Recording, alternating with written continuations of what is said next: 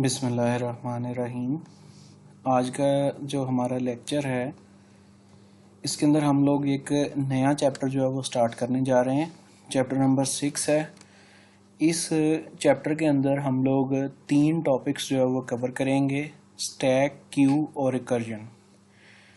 तीनों टॉपिक जो हैं बहुत ज़्यादा इम्पोर्टेंट हैं और इन तीनों टॉपिक्स से रिलेटेड जो उनसा कहते हैं एल्गोरिदम्स जो हैं वो लाजमी तौर पे हम लोग डिस्कस करेंगे। तो आज के लेक्चर के अंदर हम लोग स्टैक के बारे में देखेंगे कि स्टैक जो है वो क्या है। अच्छा जी, हम स्टैक को शुरू करते हैं। स्टैक जो है वो हमारे पास एक लीनियर डाटा स्ट्रक्चर है।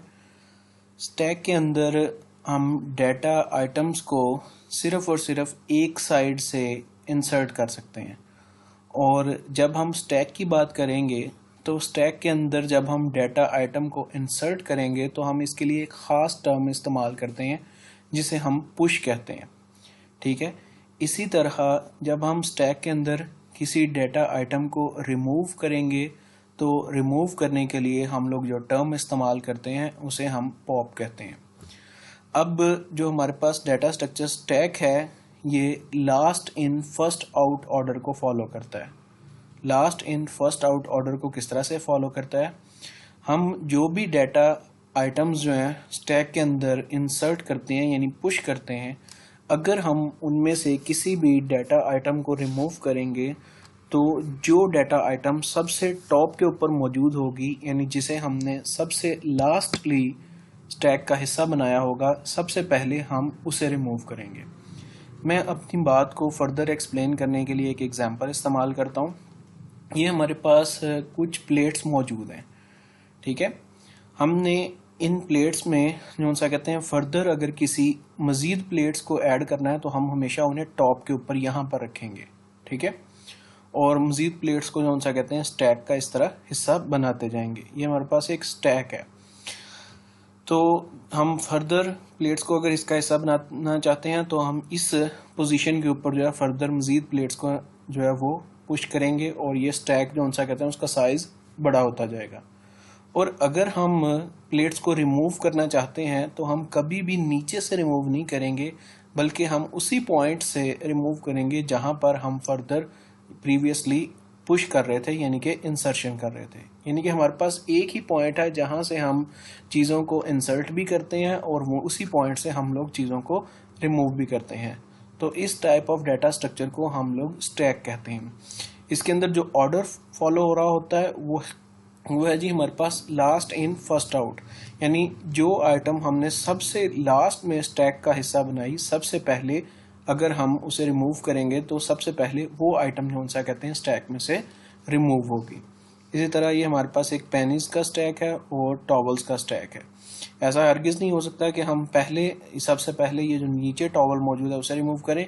अगर हम इसे रिमूव करना भी चाहते हैं तो हम पहले क्या करेंगे, इसके टॉप के ऊपर जितने भी हमारे पास टॉवल्स मौजूद हैं पहले हम उन्हें रिमूव करेंगे यानी उन्हें पॉप करेंगे, उसके बाद हम नीचे वाले मौजूद टॉवल को रिमूव करेंगे जी। अब इसका हम एल्गोरिदम जो है वो देख लेते हैं कि स्टैक जो है वो किस तरह से काम करता है। ये हमारे पास ये एक एग्जांपल है। ये हमारे पास कुछ डाटा मौजूद है। ठीक है जी। और हम इस डाटा को जो सा कहते हैं स्टैक का हिस्सा बनाना चाहते हैं तो हम सबसे पहले जो सा कहते हैं पुश करेंगे। स्टैक आप देख सकते हैं कि ये एक साइड से हमेशा ओपन होता है, एक साइड से हमेशा क्लोज होता है। तो जैसे ही हम ट्रिपल A को पुश करेंगे वो स्टैक का हिस्सा बन जाएगा, हम ट्रिपल B को स्टैक पुश करेंगे वो भी स्टैक का हिस्सा बन जाएगा। इसी तरह ये सारे के सारे डाटा आइटम जो से हैं ये उस स्टैक का हिस्सा बनते जाएंगे और नई आने वाली डाटा आइटम जो है वो इस टॉप नाम के वेरिएबल से ऊपर मौजूद होगी यानी कि ट्रिपल F से ऊपर आएगी। फॉर एग्जांपल अगर मैं यहाँ पर जो सा कहते हैं फर्दर किसी किस्म का कोई भी ट्रिपल J या ट्रिपल I नाम का कोई भी जो है डाटा आइटम इसका हिस्सा बनाना चाहता हूँ तो वो यहाँ पर टॉप के ऊपर आता जाएगा इसके। ठीक है। और अगर इसमें से मैं किसी डाटा आइटम को रिमूव करना चाहता हूं तो मुझे क्या करना पड़ेगा। फॉर एग्जांपल अगर यहाँ पर मैं ट्रिपल D को रिमूव करना चाहता हूं तो मुझे पहले ट्रिपल F और ट्रिपल E को रिमूव करना पड़ेगा यानी इन दोनों डाटा आइटम्स को पॉप करना पड़ेगा। उसके बाद जो है मैं ट्रिपल D को रिमूव कर सकता हूं जी। अब इसका एल्गोरिदम जो है वो देखते हैं।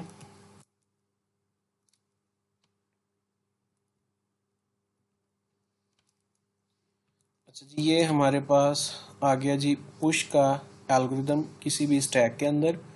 ये हमारे पास एक एग्जांपल है, इसके अंदर हमारे पास मुख्तलिफ़ किस्म के डाटा आइटम्स मौजूद हैं। स्टैक जो है वो एक साइड से जो सा कहते हैं हमेशा ओपन होता है, ठीक है, और एक साइड से क्लोज होता है। और स्टैक में टॉप जो है वो लोकेशन होती है जहाँ पे हम जो है इंसर्शन परफॉर्म करते हैं या पुश का ऑपरेशन परफॉर्म करते हैं।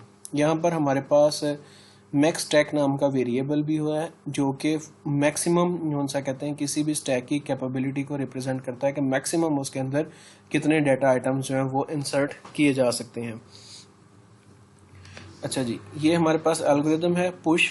इसमें स्टैक जो है वो स्टैक को रिप्रेजेंट कर रहा है, टॉप उस पोजीशन को रिप्रेजेंट कर रहा है जहां तक डाटा आइटम्स जो हैं वो इंसर्ट हो चुकी हुई हैं, और मैक्स स्टैक जो सा कहते हैं मैक्सिमम कैपेसिटी को रिप्रेजेंट कर रहा है, और आइटम जो सा कहते हैं उस डाटा को इंडिकेट कर रहा है या उस डाटा को रिप्रेजेंट कर रहा है जिसे हम स्टैक का हिस्सा बनाना चाहते हैं। तो स्टैक जो है वो किस तरह से काम करता है, सबसे पहले फर्स्टली हम ये चेक करते हैं कि आया जो स्टैक मौजूद है जिसके अंदर हम इंसर्शन करने जा रहे हैं या पुश ऑपरेशन परफॉर्म करने जा रहे हैं, क्या वो फिल तो नहीं है, पहले से ही मुकम्मल तो नहीं है। आपने देखा होगा कि जो प्रीवियस लेक्चर्स थे उसके अंदर हम लोगों ने एरे डिस्कस की थी। एरे के अंदर ये फंक्शन मौजूद नहीं है कि हम चेक करें कि आया एरे मुकम्मल तौर पे फिल है या नहीं फिल। हम एरे के अंदर जस्ट एक इंडेक्स बताते हैं और उस इंडेक्स के ऊपर जो है वो जाके डाटा को इंसर्ट कर दिया जाता है। अगर तो वहाँ पर पहले से कोई डाटा आइटम ना मौजूद हो तो वहाँ पर इंसर्शन हो जाती है, और अगर वहाँ पर पहले से डाटा आइटम मौजूद हो तो उसे ओवरराइट कर दिया जाता है। और अगर वो हमारे पास इंडेक्स मौजूद ही ना हो तो किसी किस्म का कोई एरर जनरेट नहीं करता है एल्गोरिदम, ठीक है जी। जबकि स्टैक की सूरत में हम लोग सबसे पहले जो है वो चेक करते हैं कि आया स्टैक जो है फिल तो नहीं है। उसके लिए हम क्या करते हैं कि हम चेक करते हैं एक सिंपल इफ की मदद से, if top is equal to max stack. अगर टॉप और मैक्स स्टैक की वैल्यू दोनों बराबर हैं तो इस सूरत में हमारा स्टैक जो है वो पहले से मुकम्मल तौर पे फिल है। तो उस सूरत में प्रिंट ओवरफ्लो एंड रिटर्न। इसका मतलब है कि अगर पहले से आपका स्टैक मुकम्मल तौर पे फिल है और आप उसके अंदर फर्दर किसी किस्म का कोई पुश ऑपरेशन परफॉर्म करना चाहते हैं तो टॉप और मैक्स स्टैक की वैल्यू जो है वो दोनों सेम होंगी। इस सूरत में वो क्या करेगा कि किसी किस्म की कोई भी इंसर्शन परफॉर्म नहीं करेगा, बल्कि कंप्यूटर की स्क्रीन के ऊपर आपको ओवरफ्लो लिखा हुआ नजर आ जाएगा और रिटर्न हो जाएगा जी।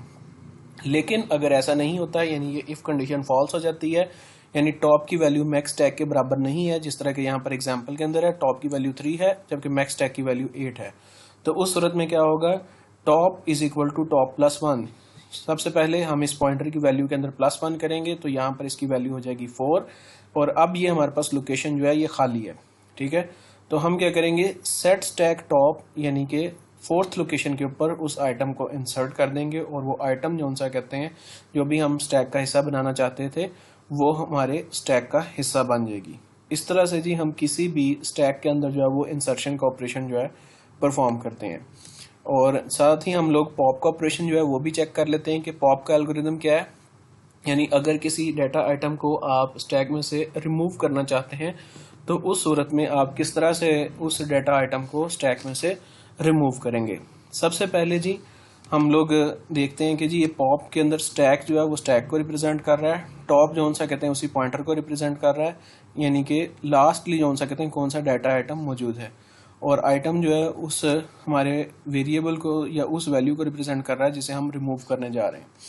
तो सबसे पहले हम चेक करते हैं stack has an item to be removed. सबसे पहले हम ये देखेंगे कि हम जिस स्टैक में से किसी आइटम को रिमूव करने जा रहे हैं क्या आया उसके अंदर किसी किस्म की कोई वैल्यू मौजूद भी है या नहीं मौजूद। यही ऐसा तो नहीं हो रहा कि हम पॉप का ऑपरेशन परफॉर्म कर दें और स्टैक के अंदर किसी किस्म की कोई आइटम ही मौजूद ना हो, ठीक है।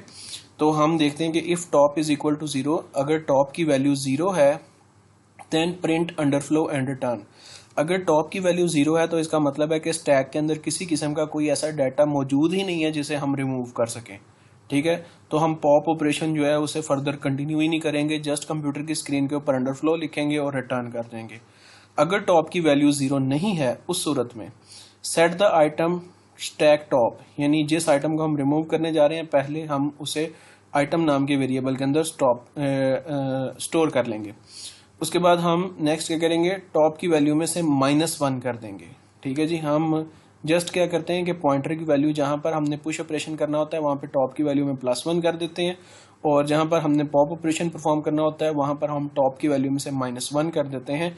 तो वो डेटा आइटम जिसे कोई भी पॉइंटर पॉइंट आउट ना कर रहा हो यहाँ पर स्टैक के अंदर, वो ऑटोमेटिकली जो सा कहते हैं वो डिलीटेड जो है वो कंसिडर की जाती है, या रिमूव जो है वो कंसिडर की जाती है, और उसके बाद जो है आपका एल्गोरिथम जो है वो रिटर्न कर जाता है। ये थे जी हमारे पास 2 ऑपरेशन जो हम लोग स्टैक के ऊपर परफॉर्म करते हैं जी। नेक्स्ट लेक्चर के अंदर इंशाल्लाह ताला हम लोग क्यू जो है वो डिस्कस करेंगे।